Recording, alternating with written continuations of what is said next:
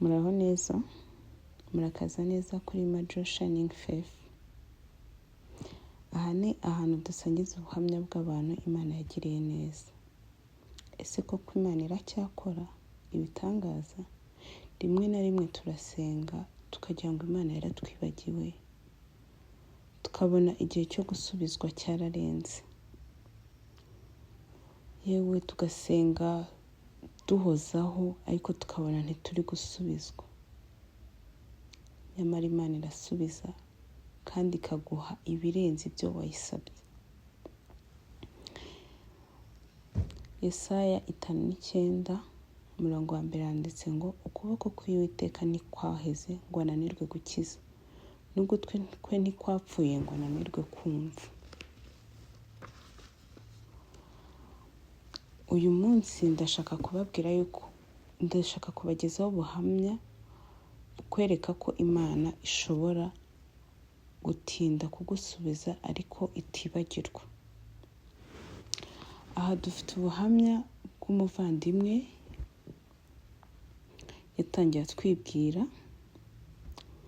Nitwa Nadine, mu mwaka wa 2021 nari mfite akazi keza, mbasha kubaho ubuzima busanzwe, mbasha kubona ibyo kurya, nkishyurira inzu n'ibindi bintu umuntu aba akeneye bisanzwe mu buzima. Ariko ubuzima bwanjye bwahindutse umunsi umwe kampani nakoreraga yagombaga kugabanya abakozi. Naje kwisanga ku rutonde rw'abagomba gusezererwa. Narasezerewe, ntangiye gushakisha akandi kazi ndakabura. Amafaranga nari narabitse agenda nshirana, bigeraho mbura ubushobozi bwo kwishyura inzu. Kuko nari imfubyi nta babyeyi mfite, nta handi hantu nari mfite ho kugana. Umuryango wanjye ntago washaka kumfasha, abari barasigaye.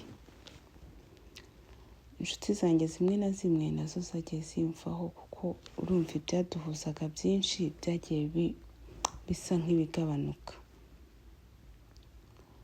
Naje gusaba bamwe mu nshuti zanjye ko bancumbikira, bamwe bakabyanga, abandi bakambwira ko bitakunda, nyine bampaga excuse nyinshi. Umwe mu nshuti zanjye twiganye aza kumbwira ko byambariza iwabo ko nahaba igihe gito. Yabajije iwabo aza kumbwira ko iwabo babyemeye. Njya kuhaba, Imana ijye ibampera umugisha. Narahageze basaba ko najya mbafasha akazi ko mu rugo kuko nta kandi kazi nari mfite. Naraye amajoro menshi nsenga, niyirije ubusa igihe kirekire. Yewe hari igihe nigeze kujya ngeraho nkabura n'amagambo nasengamo, amarira akisuka. Nkageze nibaza, Imana iranyumva? Nkasubira inyuma, nkasubiza ibihe inyuma, nkabwira Imana ibyo nagiye nkora byiza, nkayibwira Imana ibuka na bya bindi nakoze. Nkakomeza nibaza kuki Imana itansubiza. Ese ubuzima bw'ubupfubyi, ubuzima bwose nkagenda mbugarura bwabaye bubi, habaga ibintu bibi, nkavuga ati Imana kubera icyo utansubiza. Ariko naje kumenya ko igihe cy'Imana kiba kitaragera. Biratinda ariko bikagera. Nyuma y'igihe kirekire, muri 2024 haje kuza umugabo uje gusura muri urwo rugo. Ahagera batarava mu kazi, batarahagera, hashize umwanya araza turicara turaganira. Ambaza icyo mfana nawo ngaho, ko yaratanzi, ntago yaranzi muri uwo muryango. Nza kumusobanurira urugendo rwanjye kugeza ngeze aho ngaho. Ntago nzi impamvu nabimubwiye kandi nta muntu napfaga gufungukira, ariko we naramufungukiye ndamubwira. ubwo ansaba nimero aragenda, nyine baraje baraganira, aza kugenda, nyuma akajya amvugisha. Rimwe rero aza kumbwira ngo nimwohereze amadokima yanjye, ndayamwoherereza. Hashize iminsi mike kampani imwe irampamagara ngo ngiye gukora examen y'akazi. Naragiye nkora examen na interview ndatsinda, ambwira ko nzatangira akazi ku wa mbere. Nyuma y'amarira, nyuma y'amaganya, nyuma y'agahinda nari mazemo imyaka igera muri 3, Imana yaransubije. Imana yansubije mu kazi, impa kongera kubasha kwikodeshereza inzu. Yewe aho Imana ibera igitangaza, wa musore wa wundi wamesheje akazi twarakundanye, nyuma y'amezi make, nyuma y'amezi 6 turashyingiranwa. Wumve uburyo Imana ari igitangaza, kandi yampaye umugabo usenga. Ubu turitegura mu mezi make ari imbere kuzabyara. Imana irumva kandi Imana irasubiza.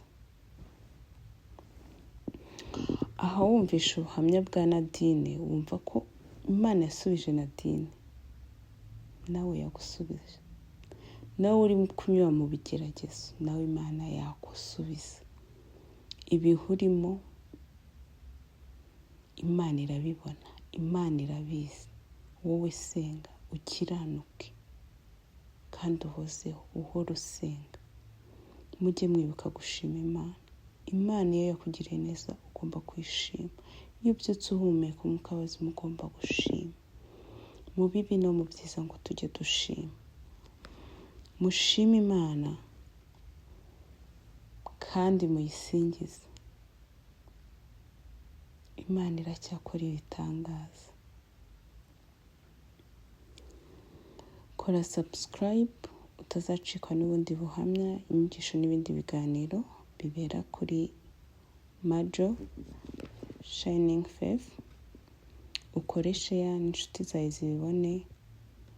Abo ushaka ko batanga abafite ububasha bwo gutanga ubuhamya bw'ibyiza Imana yabakoreye, wakwandika muri comment, watwandikira kuri email, cyangwa ukatwandikira kuri nimero ziriho, tugasangiza ubuhamya bwawe abadukurikira. Yewe ushaka ko kubutanga ari mu ijwi ryawe, nabyo birakorwa. Twandikire, byose tubigufashemo. Imana ibahe umugisha kandi Imana ibanezererwe. Murakoze. Bye.